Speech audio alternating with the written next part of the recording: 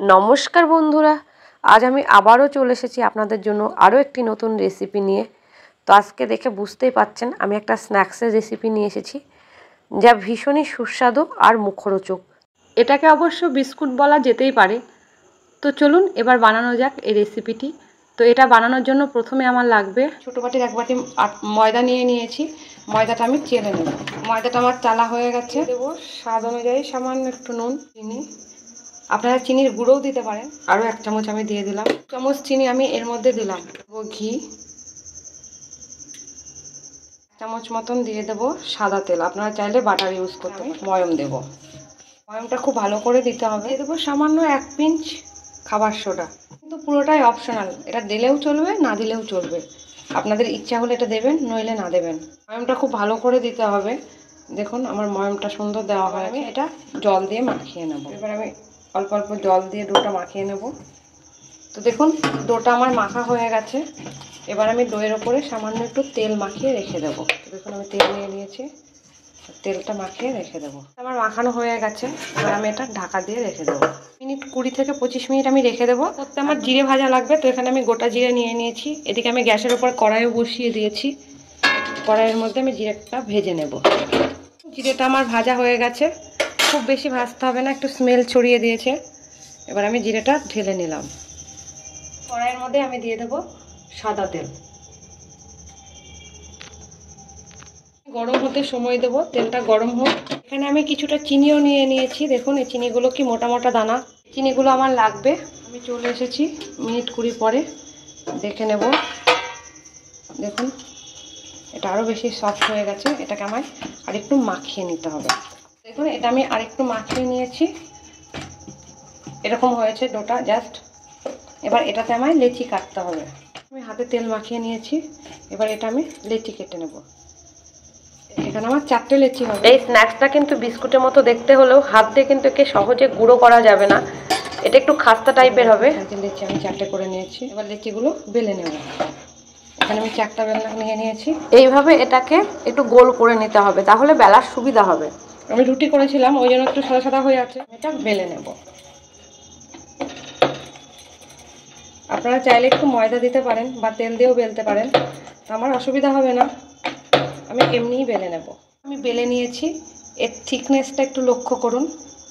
Just এরকম হবে, খুব মোটাও না খুব পাতলাও না। এবার আমি এর ওপরে দিয়ে দেবো জিরেগুলো ভেজেছি, সেই জিরের সামান্য এভাবে ছড়িয়ে দেব। আর আমি সাইড থেকে আগে কেটেও নিতে পারেন, তারপরে জিরে দিতে পারেন, অসুবিধা নেই। এটাকে শেপ দিতে হবে। আপনারা আপনাদের মতন করে নেবেন। এবার আমি এর উপরে একটু প্রেস করে নেব, যাতে জিরেগুলো বেরিয়ে না যায়। আর দিয়ে দেবো এই যে বোল্ডার চিনিগুলো নিয়েছি, একটু মোটা মোটা দানার চিনি। এই চিনিগুলো সামান্য দিয়ে দেব। এটা দিয়েও একটু প্রেস করে নেব। এবার এটা আমি শেপ দেব। আমি তো এইভাবে করলাম, আপনারা আপনাদের মতন করে শেপ দেবেন। তো দেখুন আর এখানে নিয়ে নিয়েছি একটা কাঁটা চামচ। এটা জাস্ট দেখতে ভালো লাগার জন্য এরকম করে ওপর থেকে একটু চেপে দেব। আমি একটু ভালো করে দেখিয়ে দিই। আমি তো এটা ময়দার বানাচ্ছি, আপনারা যদি চান তাহলে কিন্তু এটা আটারও করতে পারেন। এটা আটা দিয়ে করলেও কিন্তু খুব ভালো লাগে খেতে। দেখুন এভাবে নিয়ে একটু জাস্ট চেপে দেবেন, তাহলে কি হবে, দেখতে ভালো লাগবে। দেখুন এরকম হয়েছে। তো এইভাবে আমি সবগুলো করে নেব। দেখুন আর জাস্ট একটু ফুটো করে দেবো, যাতে এটা ফুলে না যায়। এবার আমি এই তেলের মধ্যে দিয়ে দেবো। তেলটা কিন্তু খুব বেশি গরম করবেন না, হালকা গরম অবস্থাতেই এটা ছাড়তে হবে। আর এটা সময় নিয়ে ভাজতে হবে। তো দেখুন আমার ভাজা হয়ে গেছে। এরকম লাল করে ভাজতে হবে। দেখুন ডিজাইনটাও বেশ বোঝা যাচ্ছে। কয়েকটা জিরে খুলে গেছে, তখন চাপা হয়েছিল না, প্রথমটা তো তাড়াহুড়ো করেছিলাম। দেখুন তোলা হয়ে গেছে। এবার আমি নেক্সট ব্যাচটা ভেজে নেব।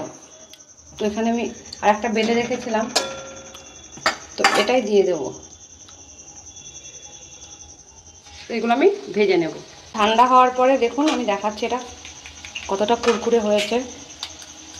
আপনারা শব্দ তো পাচ্ছেন। দেখুন কতটা কুরকুরে হয়েছে। একটা ভেঙে দেখাচ্ছি। দেখুন আমার লাস্ট ব্যাচ ভাজা হয়ে গেল। এদিকে আমার এতগুলো হয়েছে, এগুলো আমি তুলে নেব। আমি এগুলো কিন্তু বিভিন্ন আকারে কেটেছি। তো দেখুন এতগুলো হয়েছে, দেখুন এরকম লম্বা হয়েছে।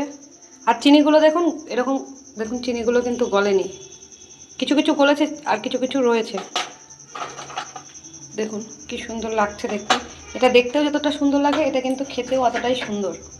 তো ভিডিওটা এতক্ষণ দেখার জন্য অনেক ধন্যবাদ। ভিডিওটাকে অনেক অনেক করে লাইক করুন, শেয়ার করুন, আর এই চ্যানেলটিকে সাবস্ক্রাইব করে রাখুন, যাতে আগামী ভিডিওগুলো আপনারা খুব তাড়াতাড়ি পেয়ে যান। এগুলো চায়ের সাথে বা কফির সাথে খাবেন, এগুলো খেতে কিন্তু সত্যি খুব ভালো লাগে।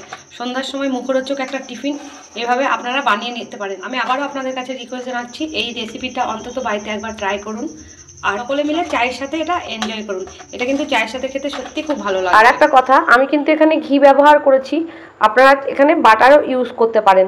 আর যদি এটা বাজারের বিস্কুটের মতন হাতের সাহায্যে গুঁড়িয়ে ফেলতে চান, তাহলে এখানে ঘিয়ের মাত্রা আর তেলের মাত্রা আপনাকে অনেকটাই বাড়িয়ে দিতে হবে, তাহলে বাজারের মতন হবে।